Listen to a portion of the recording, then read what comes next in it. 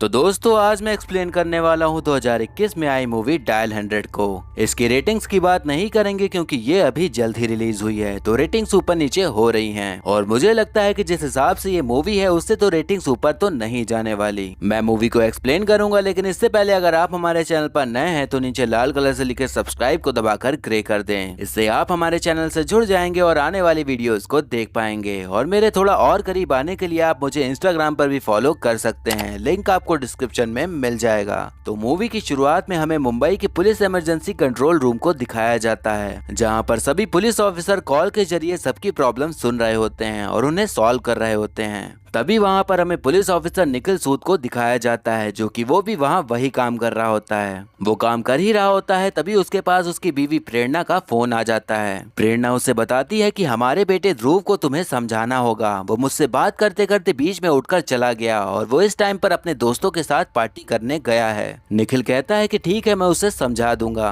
प्रेरणा कहती है कि मुझे डर है कि जो काम वो पहले किया करता था वो फिर से न करने लग जाए। इस बात पर निखिल कहता है कि अब पुरानी बातों को लेकर मत बैठो और तुम ज्यादा परेशान मत हो, मैं उससे बात कर लूंगा। अब इसके बाद हम देखते हैं कि वहां काम कर रही एक पुलिस ऑफिसर के पास एक औरत का कॉल आता है, तो वो कॉल निखिल को ट्रांसफर कर देती है क्योंकि वो उससे बात नहीं करना चाहती थी। अब निखिल उस औरत से बात करना शुरू करता है, तो वो बताती है कि वो सुसाइड करना चाहती है और अब जीना नहीं चाहती। निखिल उससे समझाने का ट्राई करने लगता है और उससे उसकी गाड़ी का नंबर बताने को कहता है, लेकिन औरत इधर उधर की बातें करने लग जाती है। वो निखिल से उसका नाम पूछने लगती है, तो निखिल कहता है कि प्राइवेसी की वजह से वो अपना नाम नहीं बता सकता। औरत कहती है कि अगर तुम नाम नहीं बताओगे तो मुझे तुमसे बात नहीं करनी है। अब निखिल सोचता है कि औरत शायद सच में ही मरने वाली है, तो उसे रोकने के लिए वो अपना नाम बता देता है ताकि वो उससे बात करती रहे। अब वो औरत कहती है कि मेरी एक थ्योरी है कि जब आम इंसान को प्रोटेक्ट करने वाला ही जब उस पर जुल्म करने लगे तो उसकी सजा नॉर्मल क्रिमिनल से ज्यादा होनी चाहिए। इस बात पर निखिल कहता है कि हाँ, बात तो सही है, पर ये केस के ऊपर डिपेंड करता है। औरत अब उससे उसकी फैमिली के बारे में पूछने लगती है, तो वो बताने लगता है कि उसकी एक बीवी है और एक लड़का भी है।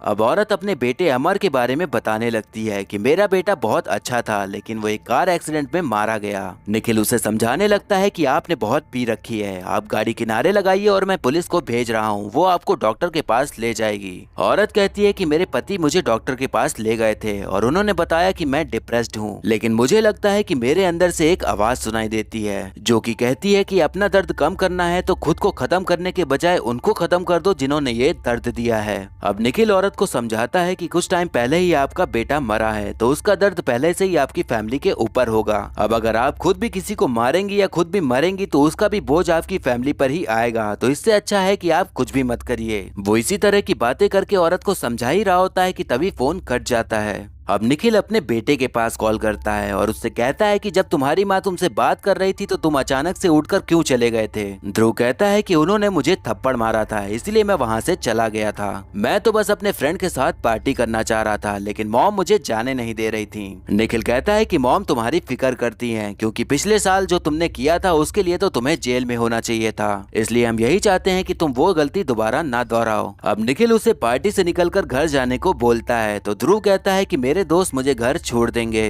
अब इसके बाद हम देखते हैं कि वहाँ पर एक चाय वाला चाय लेकर आया होता है, तो सब लोग एक ब्रेक टाइम ले लेते हैं और आपस में बातें करने लग जाते हैं। उस टाइम पर पुलिस ऑफिसर निखिल से कहती है कि आप उस औरत को कैसे जानते हो, तो निखिल कहता है कि मैं उसे नहीं जानता, मेरी तो पहली बार ही बात हुई है। इस बात पर ऑफिसर कहती है कि उसने तो आपका नाम लेकर ही आपको कॉल ट्रांसफर करने को कहा था। अब निखिल सोच में पड़ जाता है कि उस औरत को उसका नाम कैसे पता था। निखिल अब छत पर जाकर सिगरेट पी रहा होता है, तभी उसके पास वो चाय वाला आता है उसको चाय देने के लिए। निखिल उससे थोड़ा बातचीत करता है, तो पता चलता है कि जो पहले चाय देने आता था उसकी तबीयत खराब है, इसीलिए ये अब चाय देने आया है। निखिल आराम से सिगरेट पी रहा होता है, तभी ऑफिसर वहां आकर कहती है कि उस औरत का फिर से कॉल आया है। अब निखिल उससे बात करने लगता है, तो औरत कहती है कि मैंने तुम्हारी बात मान ली और मैंने कुछ भी नहीं किया। निखिल उससे पूछता है कि मेरे बताने से पहले आप मेरा नाम कैसे जानती थी। औरत कहती है कि मैंने अब तक तुम्हें जो बातें बोली वो सब झूठ था, लेकिन अब जो बोल रही हूँ वो सच है। मैंने अब एक गन खरीद ली है और जो मैं काम करने वाली हूँ उसमें तुम्हें मेरा साथ देना होगा।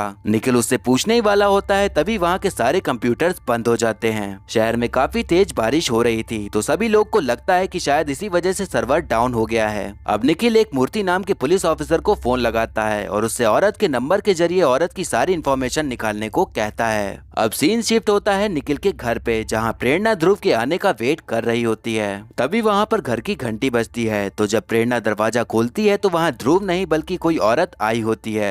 वो औरत कहती है कि मेरा बेटा आपके बेटे का दोस्त है तो आपके बेटे से रिलेटेड मुझे आपसे बात करनी है। प्रेरणा उसे अंदर आने देती है और उससे अपने बेटे के बारे में पूछने लगती है। वो औरत उससे कहती है कि आप अपने कपड़े चेंज करिए क्योंकि हम लोग अब बाहर जा रहे हैं। प्रेरणा को तब औरत के इरादे कुछ ठीक नहीं लगते तो वो उसे बाहर जाने को कहती है, पर वो औरत अपने बैग से गन निकाल लेती है और प्रेरणा को गन पॉइंट पर रखकर अपने कपड़े चेंज करके बाहर चलने को कहती है। वहाँ घर में एक डॉग था जो औरत के ऊपर काफी भौंक रहा था तो वो औरत उसे किसी भारी चीज से मार देती है। अब निखिल के पास उसके पड़ोसी का फोन आता है और उससे बताता है कि तुम्हारे घर का दरवाजा खुला हुआ है और तुम्हारे कुत्ते को किसी ने जख्मी कर दिया है। अब ये सब सुनकर निखिल एकदम घबरा जाता है, पर तभी प्रेरणा का उसके पास कॉल आता है। वो प्रेरणा से पूछता है कि वो कहाँ है। तब प्रेरणा उससे कहती है कि ध्रुव ने फिर से ड्रग्स बेचना शुरू कर दिया है। उसने हमसे प्रॉमिस किया था कि वो ये सब छोड़ देगा, पर वो अब भी ड्रग्स सप्लाई करता है। अब यहाँ पर हमें पता चलता है कि वो औरत वही थी जिसने निखिल से पहले बात करी थी। अब निखिल वापस से ऑफिसर मूर्ति के पास फोन करता है तो मूर्ति बताता है कि जो नंबर आपने दिया था उससे पता चलता है कि नंबर किसी सीमा पल्लव नाम की औरत का है। अब उस औरत का दोबारा से फोन आता है तो निखिल उसको सीमा पल्लव के नाम से पुकारता है। तब औरत को पता चल जाता है कि निखिल को उसकी डिटेल्स मिल गई हैं।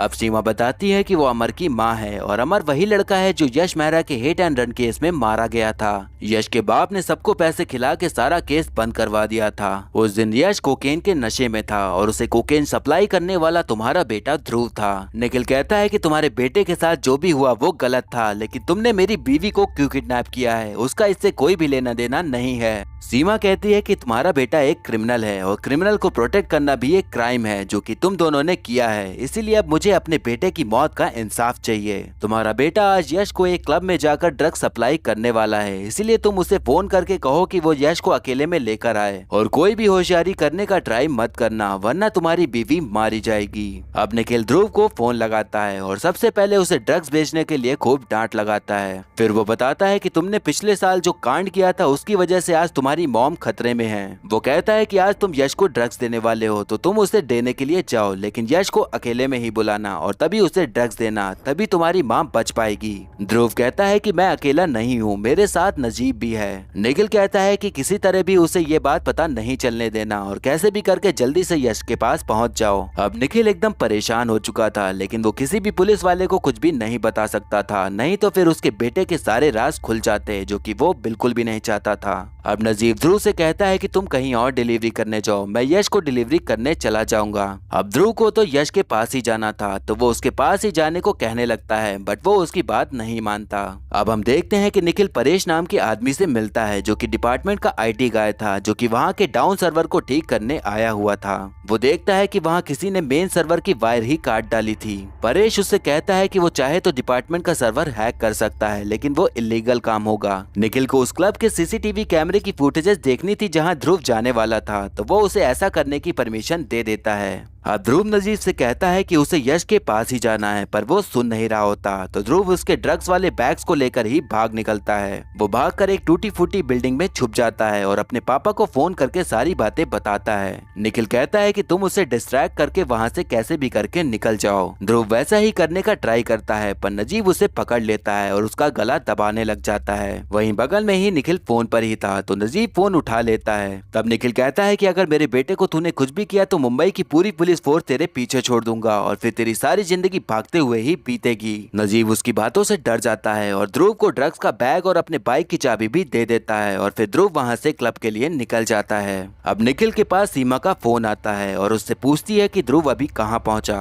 निखिल बताता है कि वो बस पहुंचने ही वाला है, लेकिन मैं तुम्हारे सामने हाथ जोड़ता हूँ कि मेरी बीवी और बेटे को कुछ मत करना। सीमा कहती है कि हमने भी पुलिस वालों के सामने हाथ जोड़े थे अपने बेटे को इंसाफ दिलाने के लिए, लेकिन तब हमारी किसी ने भी नहीं सुनी। वो कहती कहती है कि इस देश में हमने मिडिल क्लास फैमिली होने का गुनाह किया है, क्योंकि उनकी तो कोई भी नहीं सुनता, यहाँ बस अमीरों की ही सुनी जाती है। इतना कहने के बाद ही वो फोन काट देती है। अब निखिल के पास मूर्ति का कॉल आता है और उसे बताता है कि सीमा ने आज 2 जगह पर ज्यादा कॉल्स की हैं। एक तो पुलिस इमरजेंसी और दूसरी भी वहीं की लोकेशन शो कर रहा है। तब उसे पता चलता है कि ऑफिस में कोई है जो सीमा से बात कर रहा है और पल पल की खबरें दे रहा है। अब निखिल वो नंबर लेकर कॉल करता है पर कोई भी कॉल पिक नहीं करता। अब निखिल के पास परेश आता है और उसे लैपटॉप पर क्लब के सीसीटीवी के लाइव फुटेजेस दिखाने लगता है। तभी वहाँ पर चाय वाला आता है और चाय देने लगता है। निखिल के पास मूर्ति का दोबारा कॉल आता है और वो बताता है कि हमने सीमा के पति की इंफॉर्मेशन निकाल ली है और मैं तुम्हें उसकी फोटो भेज रहा हूँ। जब निखिल फोटो देखता है तो एकदम हैरान हो जाता है, क्योंकि वो आदमी वही था जो चाय देने आता रहता था।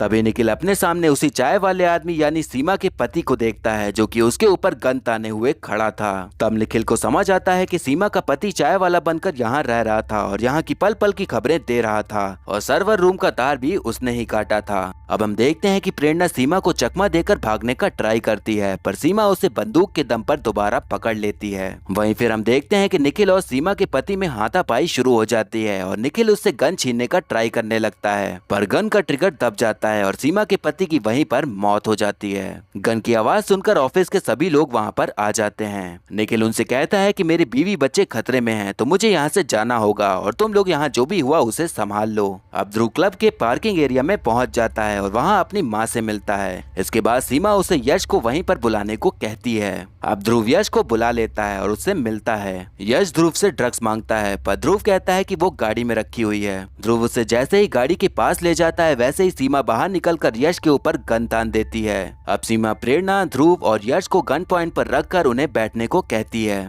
हम देखते हैं कि अब निखिल वहां पर पहुंच जाता है और सीमा को उन्हें ना मारने को कहता है। सीमा कहती है कि इन लोगों को मारने के बाद ही मेरे बेटे को इंसाफ मिलेगा। निखिल कहता है कि ये इंसाफ नहीं बल्कि ये तुम्हारा बदला है और अगर तुमने ये किया तो यश और तुम में कोई भी फर्क नहीं रह जाएगा। निखिल सीमा को पूरी तरह से कन्विंस करने का ट्राई कर रहा होता है, पर सीमा यश और ध्रुव पर गोली चला देती है। फिर तभी निखिल सीमा पर गोली चला देता है और उसकी तुरंत ही मौत हो जाती है। अब निखिल और प्रेरणा को हम हॉस्पिटल में देखते हैं और वहीं पर यश के माँ बाप भी मौजूद होते हैं। डॉक्टर जब बाहर आते हैं तो यश की फैमिली को बताते हैं कि यश अभी बिल्कुल सही है, लेकिन निखिल को बताते हैं कि वो ध्रुव को नहीं बचा पाए और उसकी अब मौत हो चुकी है। अब ये सुनकर निखिल और प्रेरणा खूब रोते हैं, क्योंकि उनका एक लौता बेटा मारा गया था। अब इसके बाद निखिल के पास एक सीनियर ऑफिसर आता है और कहता है कि तुम्हारे लिए बेहतर होगा कि तुम इस केस के सारे सबूत मिटा दो, जैसे पिछले साल ध्रुव के केस में किया था। यश की फैमिली इसमें तुम्हारा सपोर्ट करेगी और वो भी यही चाहती है कि अब और कोई भी केस ना बने और शायद तुम्हें भी ऐसा ही करना चाहिए, इसी में सबकी भलाई होगी। अब निखिल सोच में पड़ जाता है कि वो क्या करे। उसने अपने बेटे को बचाने के लिए पहले वाले केस को दबा दिया था और अपने बेटे के सारे गुनाहों को छुपा दिया था, लेकिन उसके इसी गलत काम ने आज उसके बेटे की ही जान ले ली थी। अब वो फैसला करता है कि जो उसने पहले गलती करी थी वो अब नहीं दोहराएगा, इसलिए वो सारे सबूत लेकर वो एक न्यूज चैनल में कॉल लगा देता है और यश मेहरा और उसके बाप के सारे गुनाहों का सच बताने लग जाता है और फिर मूवी यहीं पर खत्म हो जाती है।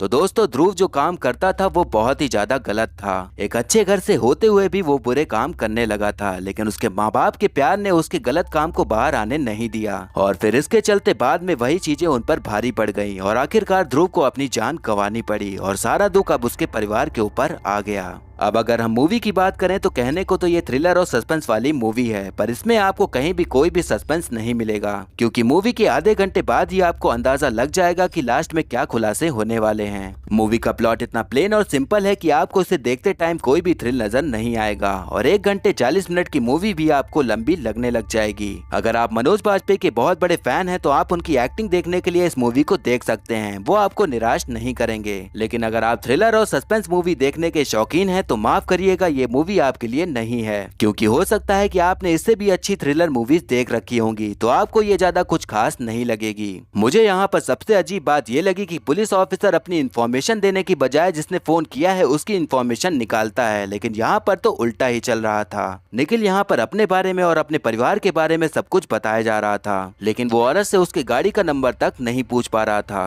रियल लाइफ में मुझे नहीं लगता कि 100 डायल करने पर कोई पुलिस ऑफिसर इतनी देर तक किसी की बकवास सुनेगा और उसे अपने बारे में ही बताने लग जाएगा। अब ये तो मूवी थी और मूवी फिक्शन ही होती है तो कुछ भी मान सकते हैं। हो सकता है कि मुझे इस बारे में ज्यादा जानकारी ना हो, तो जिसे भी इस बारे में पता हो वो कमेंट करके जरूर बताइएगा कि 100 डायल करने पर पुलिस वाले आपकी कितनी बातें सुनते हैं और कितनी देर में एक्शन लेते हैं। तो ये था एक्सप्लेनेशन डायल 100 मूवी का। आपको मूवी और मेरा एक्सप्लेन करना कैसा लगा ये कमेंट करके जरूर बताइएगा। आप ये भी बता सकते हैं कि मुझे अब अगली कौन सी मूवी एक्सप्लेन करनी चाहिए। और ऐसे ही आने वाली वीडियोस देखते रहने के लिए हमारे चैनल को सब्सक्राइब करें और बेल आइकन दबा दें, जिससे कि आपको नई वीडियोस की नोटिफिकेशन मिल जाएगी। आप चाहें तो हमें इंस्टाग्राम पर भी फॉलो कर सकते हैं, लिंक आपको डिस्क्रिप्शन में मिल जाएगा। और वीडियो अच्छी लगी हो तो लाइक जरूर करें। आपके लाइक और कमेंट से मुझे और भी वीडियोस बनाने का मोटिवेशन मिलता है। तो मिलते हैं नेक्स्ट वीडियो में, तब तक के लिए टाटा बाय बाय और नमस्ते।